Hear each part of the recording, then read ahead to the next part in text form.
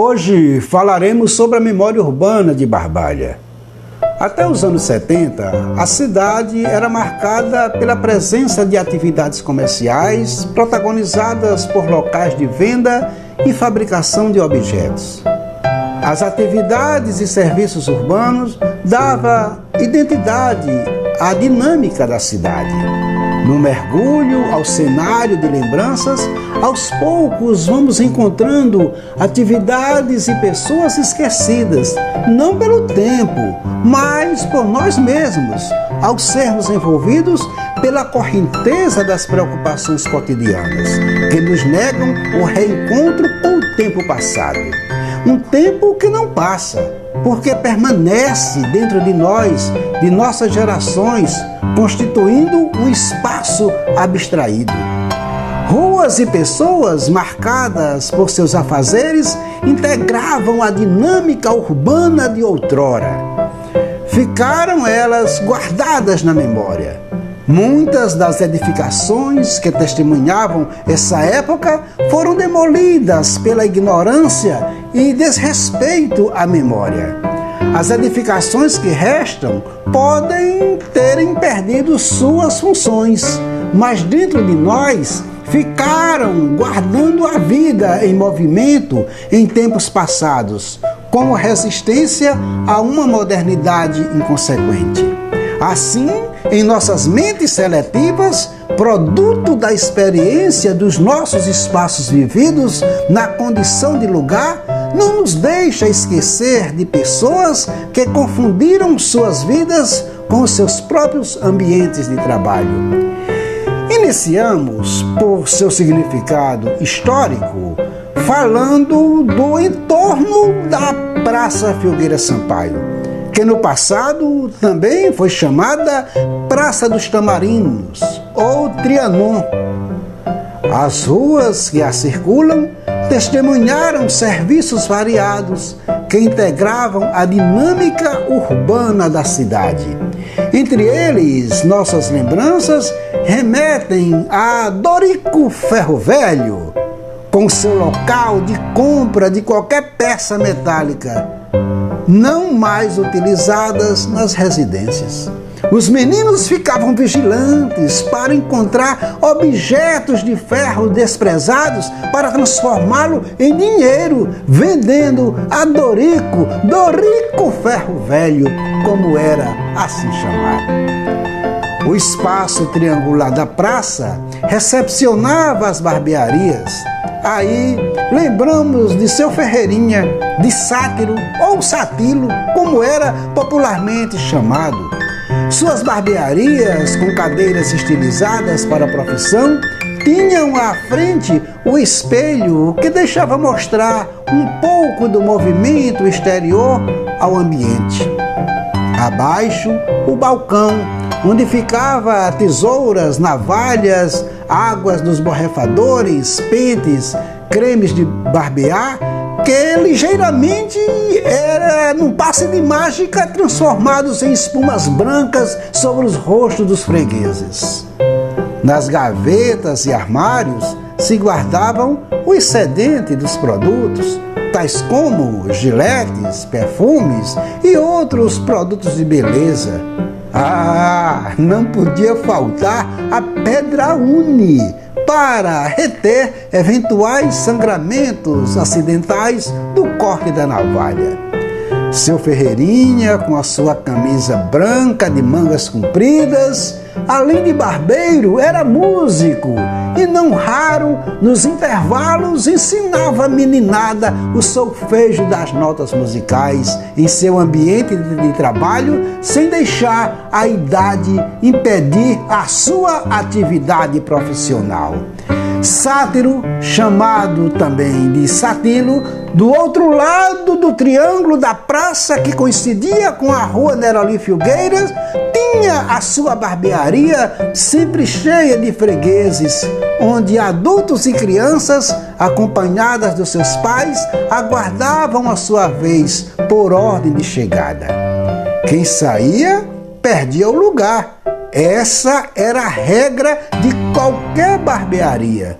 sempre atento ao movimento externo e ao seu trabalho, tinha como hábito morder um palito que deixava sair horizontalmente da boca e com ele conversava enquanto trabalhava. A conversa entre barbeiros e fregueses era um ingrediente que ajudava o tempo a passar, enquanto se cortava o cabelo ou fazia a barba.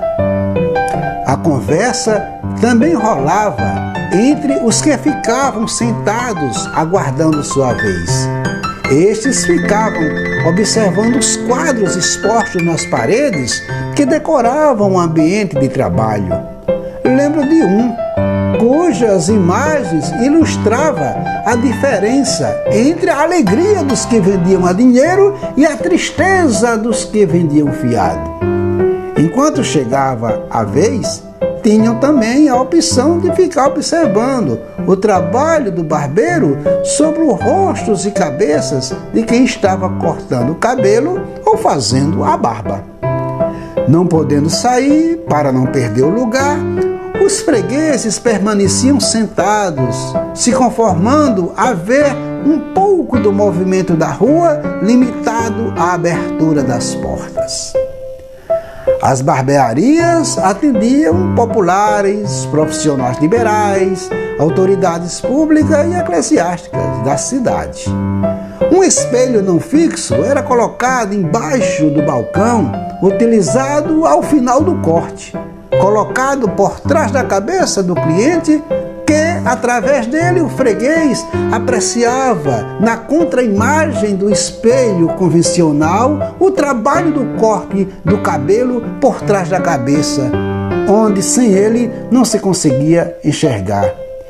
Esse era o ritual final de todos os cortes de cabelo. No mesmo entorno da praça tinha o armazém de seu Zezinho Correia, de venda de secos e molhados, cuja frente era decorado por azulejos triangulares com suas portas abertas, a vender produtos de consumo caseiro. Também o café da Dona Geni. No mesmo triângulo da praça, coincidindo com o final da Rua do Videl, em direção à Matriz, ficava a Cooperativa de Crédito de Barbalha, onde, no andar superior, funcionavam os estúdios da Rádio Salamanca, a primeira emissora da cidade, protagonizada pelo empresário Antônio Gondim. Lembro de Patativa do Assaré declamando suas poesias no dia da sua inauguração. Mais à frente, a Movelaria Almeida de Zé Aniceto, com o barulho constante cotidiano das máquinas a trabalharem sobre as madeiras. Sem falar na sinuca do seu Domingos, que era ponto de encontro de habilidosos jogadores de bilhar, tais como Zé Tino e Raimundo Francilino, que faziam partidas espetaculares, reunindo público ao seu redor. À noite, a funcionalidade do bilhar somava-se ao lazer do Cine Neroli, que atraía o público com suas exibições cinematográficas, sobretudo quando o filme era famoso. Quem não lembra de Chico de Nadi e de Lucélio de Dadá, o Tchutcha, que eram responsáveis para operacionalizar as máquinas de projeção de películas que funcionavam ainda a carvão? Quem não lembra dos fiscais do centro estudantal, fiscalizando as carteiras dos estudantes que entravam pagando meia no ingresso? Lembro que quando o filme era famoso, 2 garotos circulavam pelas ruas com cartaz durante o dia, como propaganda do filme, garantindo a entrada gratuita na sessão da noite. E por falar em cinema, o Cine Odeon, mesmo sem mais funcionar, mantinha a sua edificação na Rua do Videl, em frente à praça, como testemunho de uma época anterior. Nas imediações tinha o Bar de Zé Quintal, com venda de sucos, picolés, bolos, pudins e bebidas alcoólicas, que no passado próximo a essa época se constituiu numa das maiores referências de lazer da boemia caririense. Quase em frente ao bar de Zé Quintal, o sobrado revestido de azulejo português, que na década de 1920 sediou a União Artística Barbalhense, que reunia trabalhadores na concepção de que a produção do trabalho manual se constituía arte. Também, na rua, marcava presença a oficina eletrônica de Erasmo, que ganhava destaque pela imensa quantidade de televisões para o concerto. Tinha como vizinho a Casa Comercial de Barreto, com a venda de variados utensílios familiares.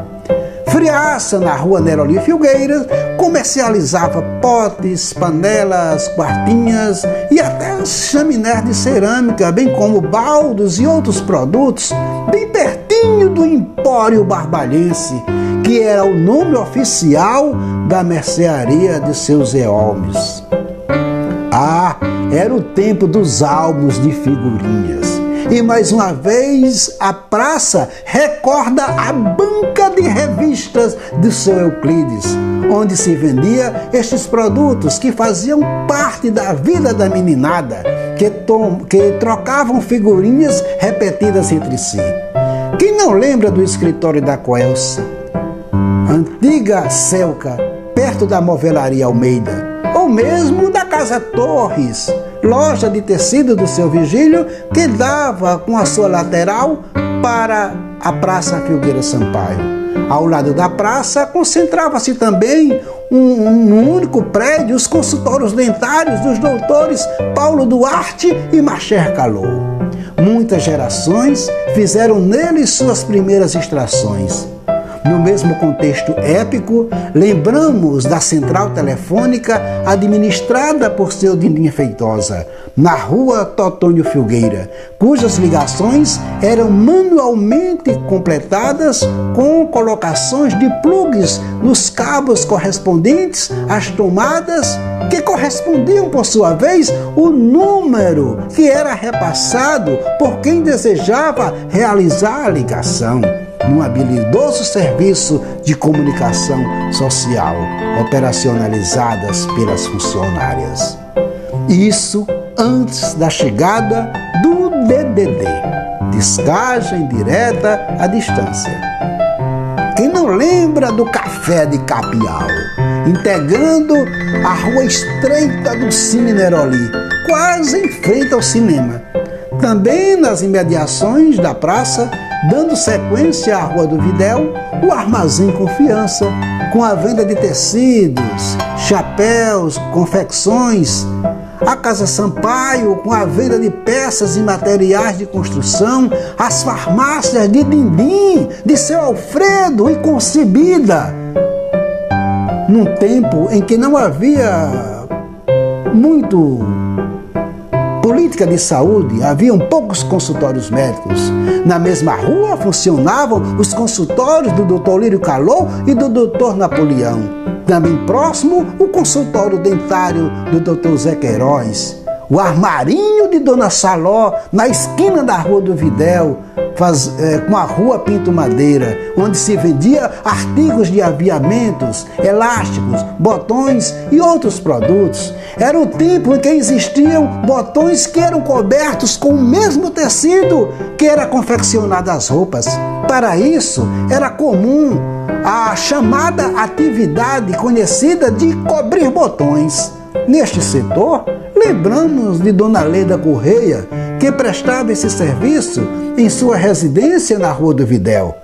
Rua que também se localizava a fábrica de mosaico, onde trabalhava seu Jaime, o escritório do antigo INPS, e já se aproximando da bodega do seu Zé Araújo, no quarteirão próximo à Igreja do Rosário. Na bodega do seu Zé Araújo vendiam produtos não facilmente encontrados em outros lugares, tais como pedras de isqueiro e cordas de violão.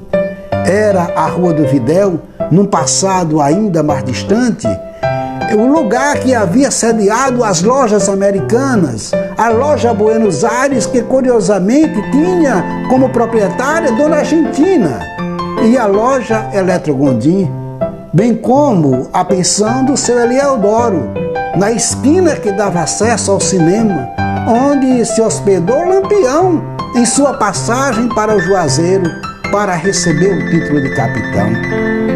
Local que mais tarde seria a casa e o café de seu Euclides, onde, prosseguindo na rua, encontrava-se o prédio que, no seu andar superior, funcionou no passado os consultórios médicos do Dr. Pio e Dr. Leão Sampaio.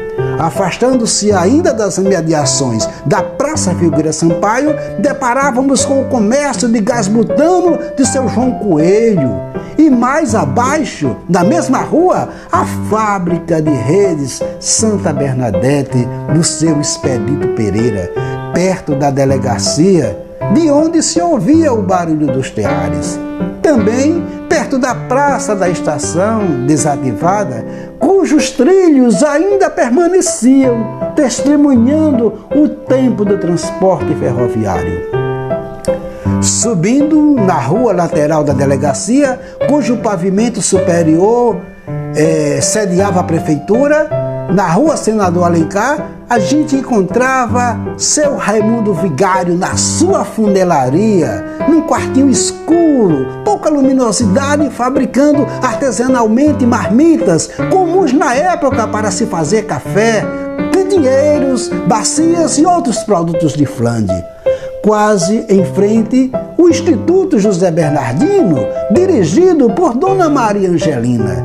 Na esquina, no cruzamento da Rua Coronel João Coelho, antiga Boulevard, chegava-se ao Círculo Operário, onde funcionava uma escola, um cinema e um estudo de serviços de alto-falante São José, que distribuía o seu som para a Praça Filgueira Sampaio e outros lugares da cidade, antecipando-se a chegada da primeira rádio em Barbalha. Próximo ao Círculo Operário, o Mercado Público Municipal. Na Rua Coronel João Coelho, cuja parte central, o corredor vendia carnes e na lateral se vendia frutas e verduras que exalavam um cheiro agradável entre os transeuntes. Sem falar nas bancas externas, que faziam cuscuz, tapiocas, e as de venderem verduras, tais como a de Dona Deca, que ficou muito conhecida. Ao final da avenida, no local chamado Retronco, se erguia magistralmente o monumento ao motorista, um obelisco nele esculpidos 2 pneus e uma águia no topo. No local, só se ouvia o canto do cancã, pássaro criado na mercearia por seu Antônio, localizado na esquina. O lugar nos faz lembrar seu Tim, cuja bodega ficava também na mesma avenida, também estrategicamente na esquina.